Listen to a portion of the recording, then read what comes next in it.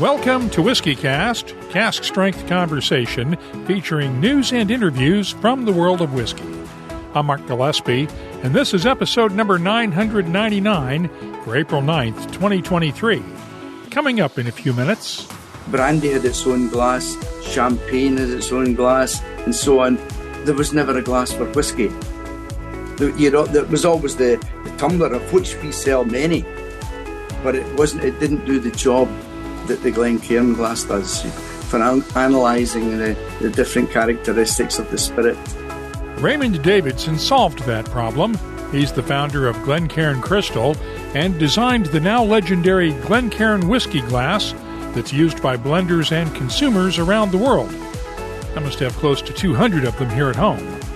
We'll talk with Raymond about the origins of Glencairn Crystal and the Glencairn glass later on WhiskyCast In-Depth.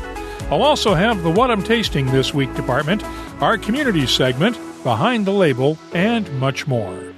The news is next on this week's WhiskyCast.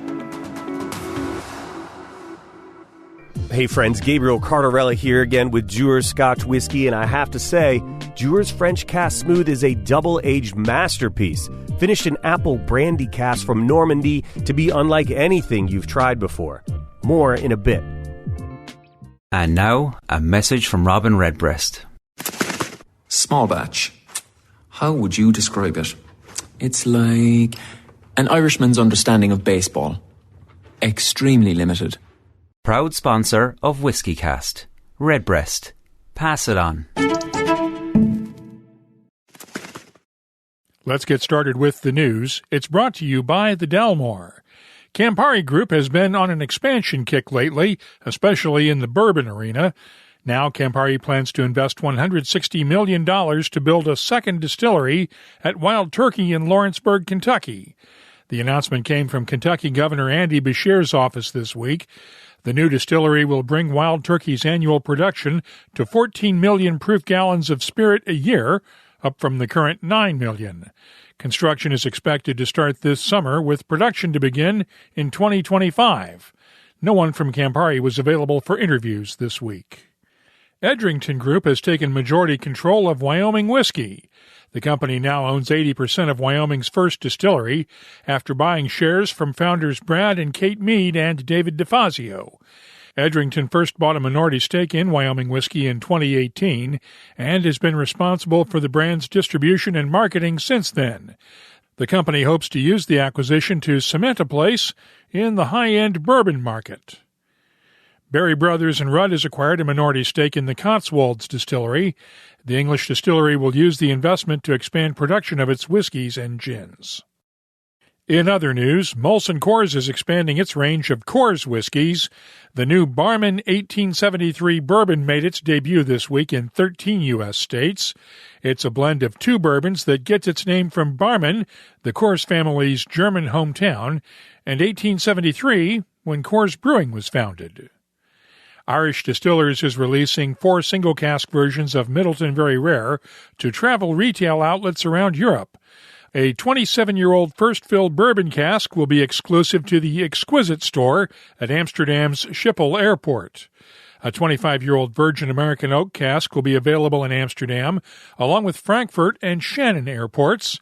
A 21-year-old Virgin American Oak cask will be available exclusively at London's Heathrow Airport, and a 24-year-old first-fill bourbon cask will be available at Dublin Airport. No word on pricing. Sotheby's will be putting a piece of American whiskey history on the auction block this Friday in London. Back in 1997, United Distillers created 2 prototype sets of a rare American whiskey collection featuring closed distilleries. The collection never went into production, though, after United Distillers merged with International Distillers and Vintners to form the spirits division of what became Diageo.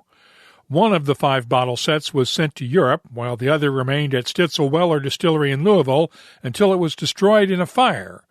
Friday's auction features the European set, with vintage whiskies from Stitzel-Weller, Taylor Williams Distillery, Old Quaker, Buffalo Springs, and the George T. Stagg Distillery, which later became Buffalo Trace. Online pre-bids have already reached £32,000. In the same auction, bidding has already reached £350,000 for a complete set of the Macallan and Lalique Six Pillars collection. And finally, we want to send our wishes for a speedy recovery along to Charlie McLean, who joined us on the show last month to discuss the distillery closings of 1983. He's recovering from heart surgery and is expected to make a complete recovery. You can keep up with the latest whiskey news all week long at WhiskyCast.com. The news is brought to you by the Dalmore. Hello, Richard Patterson here, Master Distiller, Master Blender for the Dalmore. You know, whenever the team and I are in the world sharing our exceptional single malt, we like to keep in touch with Mark Gillespie and the latest news from WhiskyCast.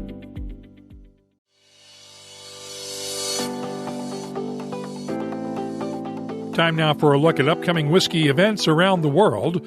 The Nth Universal Whiskey Experience is coming up April 21st and 22nd in Las Vegas, Nevada, along with the Hong Kong Whiskey Festival on the 22nd and 23rd. The Spirit of Speyside Festival kicks off on April 26th and runs through May 1st in Scotland. Whiskey and Barrel Night is on the 27th in Washington, D.C. Whiskey Live Melbourne is on April 28th and 29th, while the Whiskey Show is on the 30th in Perth, Australia. The Glenturret Distillery holds its Spring Fair April 30th with craft booths, free tours, and master classes. The Spirit of Toronto Festival returns on May 6th in Canada, and Whiskey Fest Chicago is set for May 12th. If you're holding a whiskey event, please let us know about it, and we'll add it to the calendar at whiskycast.com and in the WhiskyCast community app. And now, a message from Robin Redbreast. Kentucky and Ireland have plenty in common. Two homes of horse racing. Bluegrass music is said to have Irish roots. Okay, it's not the longest list, but the Redbreast Kentucky Oak Edition only strengthens the bond. Finished in sustainably sourced Kentucky oak for a captivating nose and round taste. I see a triple crown in this thoroughbred's future. Proud sponsor of WhiskyCast. Redbreast. Pass it on.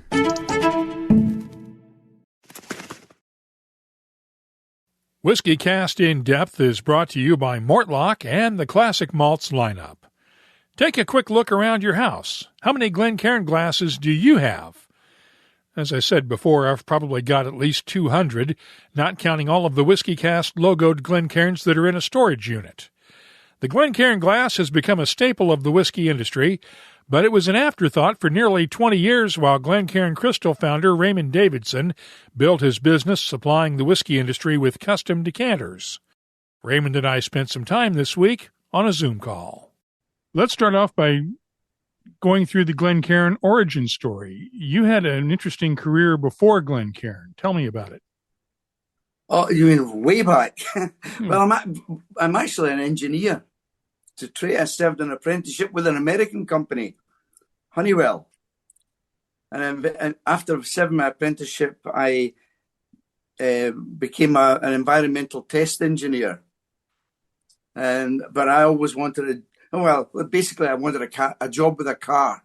So I did various jobs, and eventually I worked for another crystal company, and they were setting up a new division. I was recruited by them to set up a new division, mainly to call on corporate business. And I focused on the whiskey industry and realised they weren't geared up to service the whiskey industry because for many reasons, but not least of all, the whiskey industry, if they were packaging their best whiskey into crystal decanters, everything had to be considered: delivery dates, vacuity, fill level, lead leaching, all sorts of things which the glass industry at that time never considered. It was not an important, because 99.9% of all crystal decanters, for example, were going to retail, and all of these things didn't matter in retail. So I realised that if I addressed those concerns, then there was an opportunity for a business. And that's how it started. So that was over 40 years ago. And it went from there to making the ubiquitous Glencairn glass, right?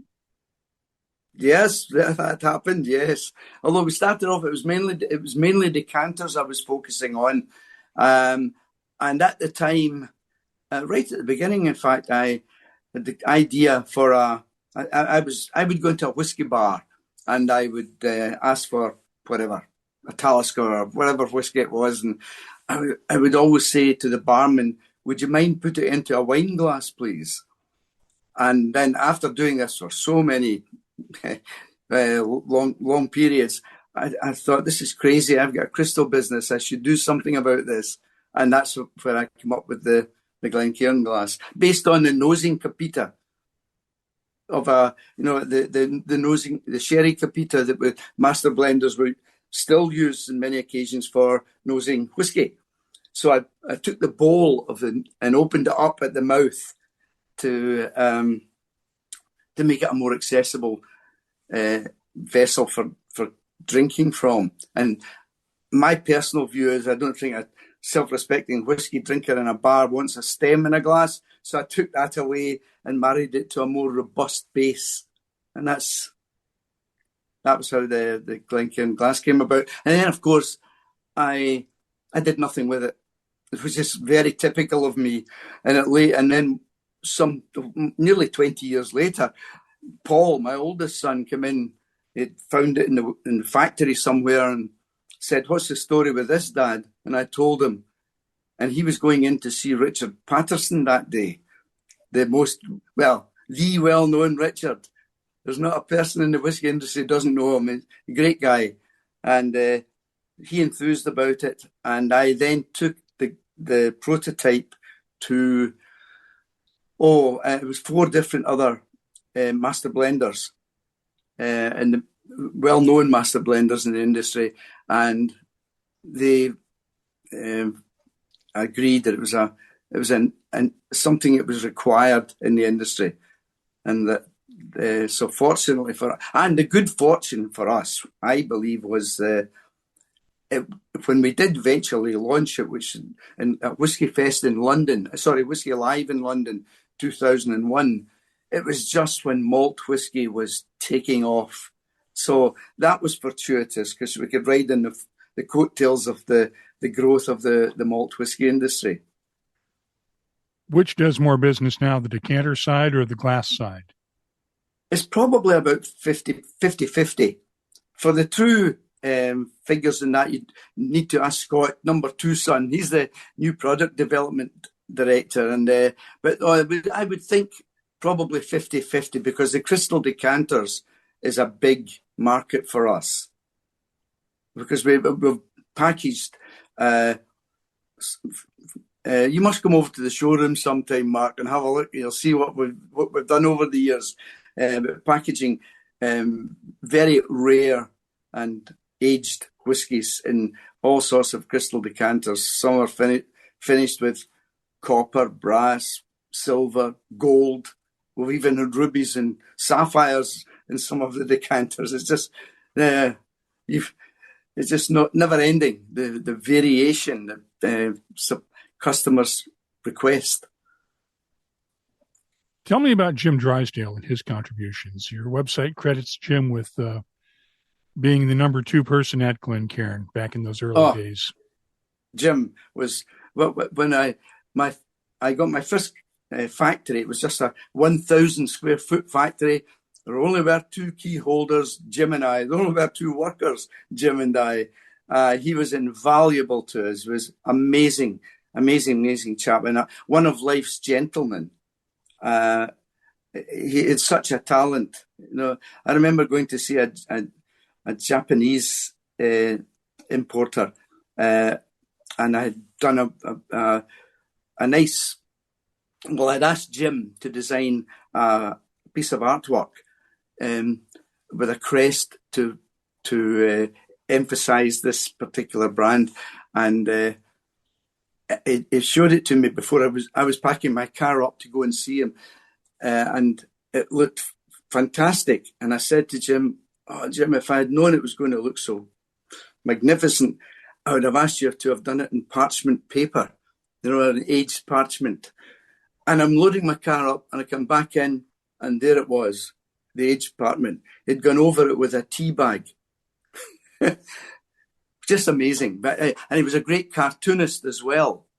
If anything happened in the factory, there was a cartoon. You had to be wary of Jim, and he had the most remarkable wit, as well as great talent for drawing. Jim was actually, before I knew him, he was doing some freelance work for me before he came on full time.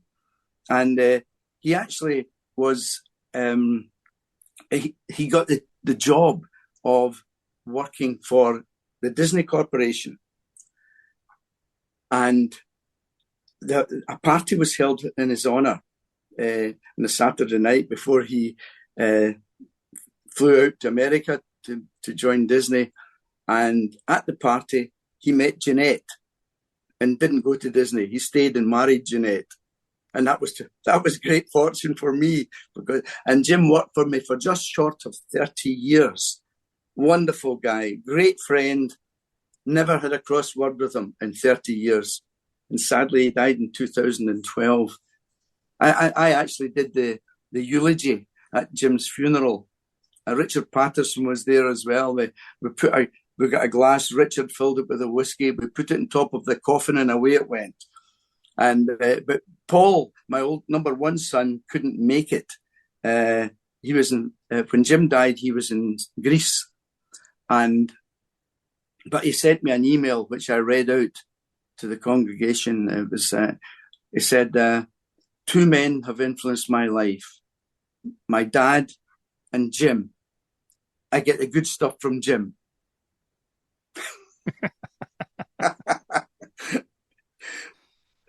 Yeah, let's talk about your sons and their role in the business over the years. Paul, Andy, and Scott. Well, they were coerced into the business from an early age, and indeed while they were still at school. I remember Paul was first, obviously being the oldest, and we were doing a job. It was a big job to supply the QE2 with 5,000 crystal top-of-the-range ship's decanters, and they were filled with 12-year-old Auchentoshan. So that was the first time I liaised with, it was Morrison Bowmore distillers who owned Auchentoshan, Bowmore, and Glengarry. And that's when I first met Brian Morrison and Brian Crook, who's now got his own whiskey company. And that was so the boys were coming in at the weekends, and something, Paul in particular, after school, helping in this particular big job that we were struggling to finish on time. And that was his introduction. And indeed, and Scott was the same. And indeed, when Scott, he still says to me, "Dad, when I graduated from university and I was applying for jobs, were you firing the replies in the bin?" He's still not sure whether I was or not. But so the two of them came in and did a marvellous job. And they have been for years, because I merely now attend the monthly marketing meetings, and they've really taken on the job, the task well, and performed very, very well. And Andrew, of course, Andrew came in much later because he was much younger. But believe it or not, Andrew is the most experienced in whiskey of the four of us. He was really into it from an early age, and he worked on an off license from the age of about 17 or 18. And he's now, he was with us for 10, 12 years. He was our sales director, and he is now, he left after 10 or 12 years and went back to Glasgow University, got his first class honours degree, and he's now in Alabama, finalising his master's. And he's just telling me he's been accepted for Oxford to do a PhD. So the three boys are doing well. That's wonderful to hear.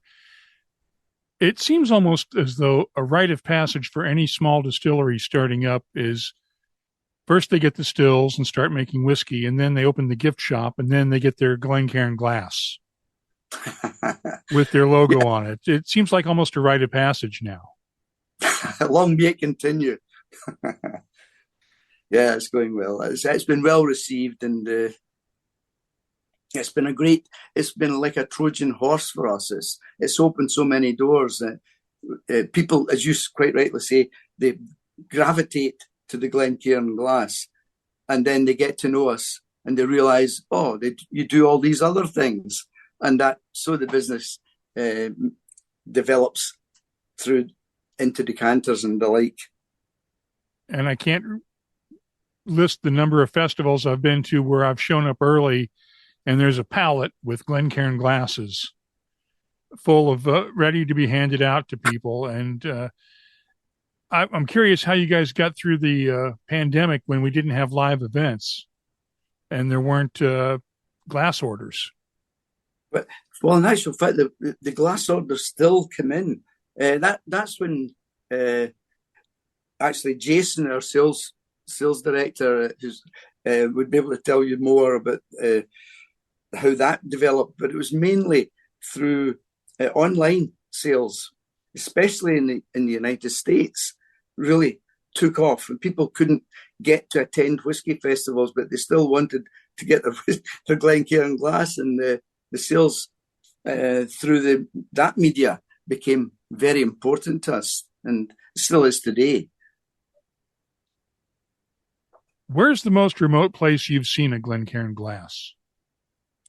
Oh, I know we've had it. It's been Richard Patterson discovered it down at the South Pole. He was down at of course, I'm trying to think of the most southerly distillery I can think of is Tasmania. But the boys would be able to tell you more about where it's sold. I know it's sold to something like about 140 countries. How worried are you about knockoffs? Because with a design like that, it's so ubiquitous that there has to be concern about knockoffs. As I mentioned to you before we started recording, a Friday is the day I get loads of emails from lawyers. If I have a job at all with the company now, it's rolling about the street with lawyers. We have to defend counterfeit glasses from all over the world. China's a main place. They seem to come from China and infiltrate their way into other countries. But other countries have tried as well. And we just have to keep vigilant. And we have a super company in Scotland, in Edinburgh, who called Snapdragon, a fabulous company who monitor activity in the Glencairn glass worldwide. And they send us a report every month, and there's always over 100 people infringing the Glencairn glass. And then we make a decision, do we go down the legal route? And invariably, often they manage to take them the profiles down. But they have difficulty, that's when the lawyers get involved, and we have to send cease and desist letters and occasionally take it further. But it is the bane of our existence. What's the potential growth for Glencairn? You're already in 140 countries. How much further can you take the business realistically? Well, sturdy as the glass is, they still get broken or lost or whatever. And there seems to be an insatiable desire for people to collect them as well, which is very good. But the growth has been great over the last 15 years or so. It's just been good growth, and it doesn't seem to show any sign of declining. Did you think it would get to this point when you started out 40 years ago? I don't think I could have imagined it being quite so successful. We worked hard at it, right enough. The four of us, I'm talking the three boys and myself, we really plodded along and made sure everyone got to know about it.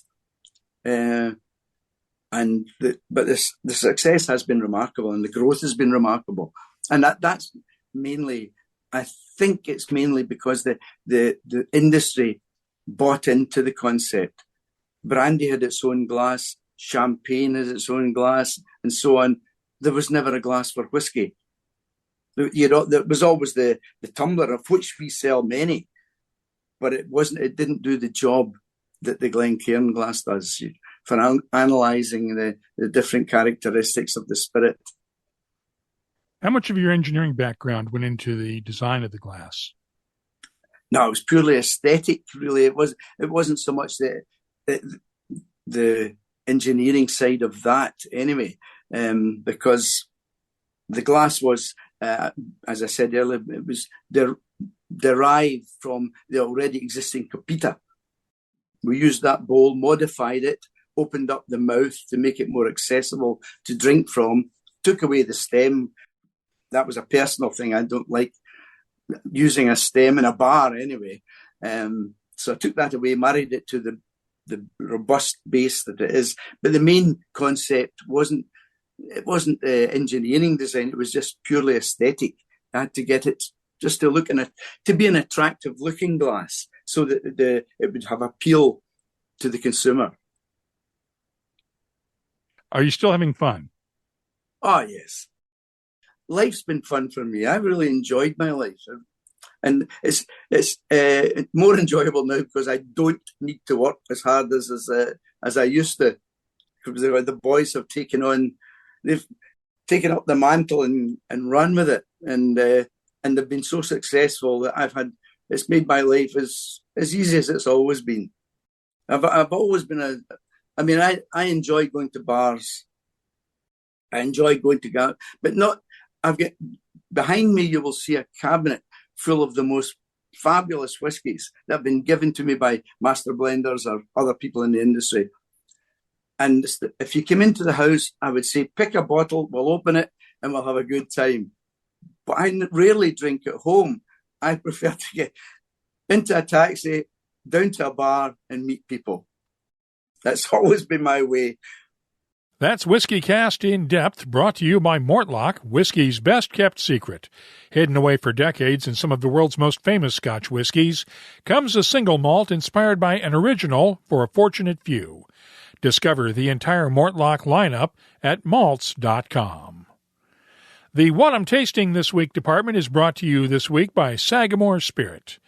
Arkansas's Rocktown Distillery is out with a new column still collection of bourbons distilled for Rocktown at Bardstown Bourbon Company, using Arkansas corn and wheat along with the Rocktown mash bill.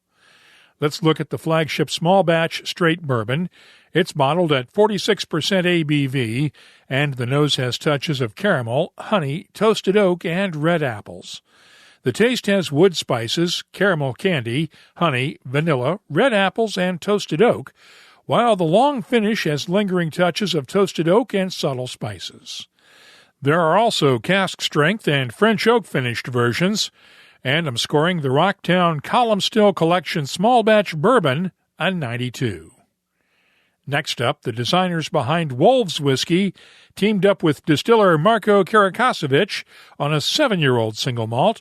It's bottled at 55% ABV, and the nose is malty with soft spices, dried fruits, and a hint of straw. The taste is thick and oily with a good spiciness and touches of honey, dark chocolate, and oak. The finish has lingering spices, dark chocolate, and oak as well. I'm scoring the Wolves Whiskey American Single Malt a 90. I'll have more tasting notes in just a minute, but first, our tasting notes are brought to you this week by Sagamore Spirit, a 200-time award-winning Maryland-style rye whiskey.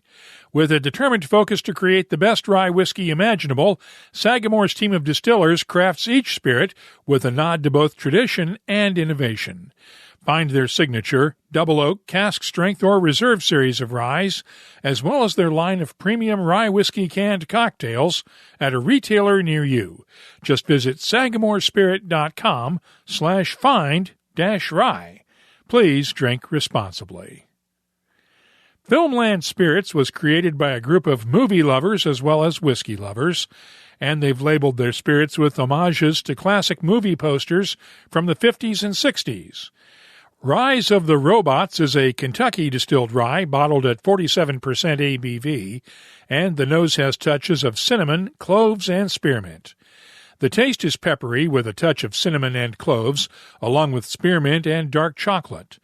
The spices linger on the finish along with a nice oakiness, and I'm scoring Rise of the Robots from Filmland Spirits an 88. Finally, let's look at the new RD1 Straight Bourbon from RD1 Spirits.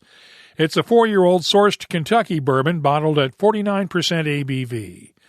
Look for touches of caramel, leather, and tobacco on the nose, along with peaches and charred oak.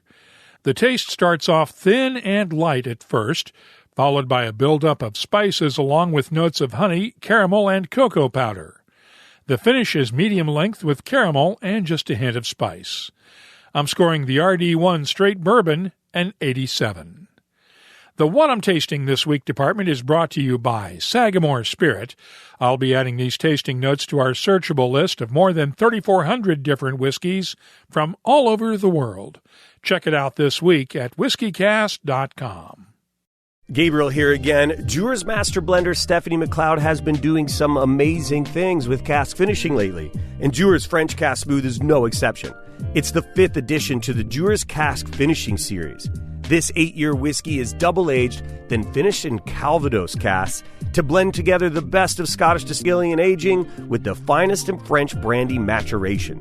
The nose is sweet honey and citrus in perfect balance. Taste it, and you'll get this unmistakable note of baked apple, citrus, and a hint of cinnamon spice.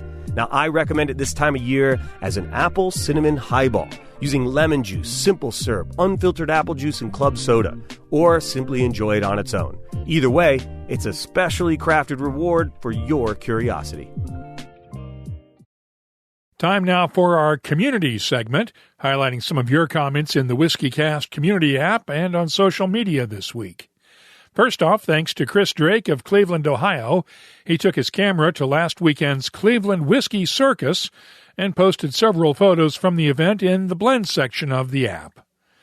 Turning to Twitter for a moment, Coldorak posted a photo of a Sagamore Spirit bottle the other day with this tweet: "Let's try this rye coming from Baltimore's Sagamore Spirit. Never tried anything from them, but I know the brand thanks to advertising for once, as I remember hearing their ad on WhiskyCast." Thanks for that. We appreciate it when you support our sponsors. From LinkedIn, Simon Murphy posted this comment on our interview a couple of weeks ago with Scotch Whisky Association CEO Mark Kent. "I would suggest that the Scotch whisky business is in better shape than much of the press suggests. No one will sell bulk Scotch, which is in much demand, aged is in very short supply, and India and China have hardly started. Costs have obviously gone up appreciably, malt, glass, energy, packaging and all. However, the future looks good." And finally, Martin Fielder posted this comment in the WhiskyCast community app on last week's interview with Scotch Malt Whisky Society founder Pip Hills. "Fantastic interview with Pip Hills, really good stuff. I very much enjoy the SMWS American chapter, both the bottlings and the community. Thanks, Mark, for recognizing the society and the man that started it all. Sláinte." Thanks for all of your comments this week. If you have something you'd like to share with whiskey lovers around the world, you can download the WhiskyCast community app free from the Apple and Google app stores, or look for us on social media. I'm on Twitter, Instagram, and Facebook at WhiskyCast, and the old-school email address is comments@whiskycast.com. Let's close out the show now with Behind the Label, our look at the history, science, and people who make whiskey unique. It's brought to you by Writer's Tears. I heard from Pete Stanaway this week via email. Here's what he had to say. "Hi, Mark. Can I say I'm loving the podcast? I'm fairly new to whiskey and find it very entertaining and informative, so thanks. The question is, can you explain the science behind proofing down a whiskey over several months to prevent the soapy mouthfeel, or is this just a myth? Thanks again for the excellent podcast. Please keep it up." Thank you for the question, Pete. It is not a myth. There's a process called saponification when water is added too quickly to whiskey when it's being brought down to bottling strength. The water causes esters in the whiskey to convert into fatty acid salts, and that's what produces the soapy taste in a whiskey. Veteran distillers will add water slowly over time, think weeks or maybe even months, to reduce the strength of a whiskey from cask strength down to bottling strength. One of the best sources I found while researching this answer to Pete's question is a 2020 article on distiller.com by Jake Eman. I've included a link to that article in our show notes for this episode at whiskycast.com. Pete, I hope that helps, and thanks again for your question. If you have something you'd like us to look at on an upcoming episode, do like Pete did and use the contact form at whiskycast.com to get in touch with us. Behind the Label is brought to you by Writer's Tears. Writer's Tears Copper Pot, an 18th century style of premium Irish whiskey, blended from single pot still and single malt. Like yourself, it's one of life's treasured rarities, and what's rare is wonderful. Writer's Tears Copper Pot. That's all for this edition of WhiskyCast. You'll find links for the stories in this episode in our show notes at whiskycast.com. That's also where you'll find the latest whiskey news, my tasting notes, the calendar of events, the whiskey photo of the week, and, of course, a complete archive of all of our past episodes, going all the way back to 2005. Get in touch with us on Twitter, Instagram, and Facebook at WhiskyCast, or you can use the new WhiskyCast community app. The email address is comments@whiskycast.com. And now, a message from Robin Redbreast. A thoughtful gift is hard work. What you need is a go-to multi-purpose gift for all occasions. A bottle of Redbreast can say, "Enjoy every minute, they grow up so fast." Oh. And equally nails, "Apologies for the back pain, I should have just hired a moving company." Proud sponsor of WhiskyCast. Redbreast. Pass it on. Friends, it's me again, reminding you to try Dewar's French Cask Smooth Blended Scotch Whiskey. The best of two cultures and traditions in one beautiful bottle. Please drink responsibly. WhiskyCast is a production of Cask Strength Media, copyright 2023, and comes to you from the charming, yet regrettably dry town of Haddonfield, New Jersey. I'm Mark Gillespie, reminding you that when you drink, please drink responsibly. Thanks for listening.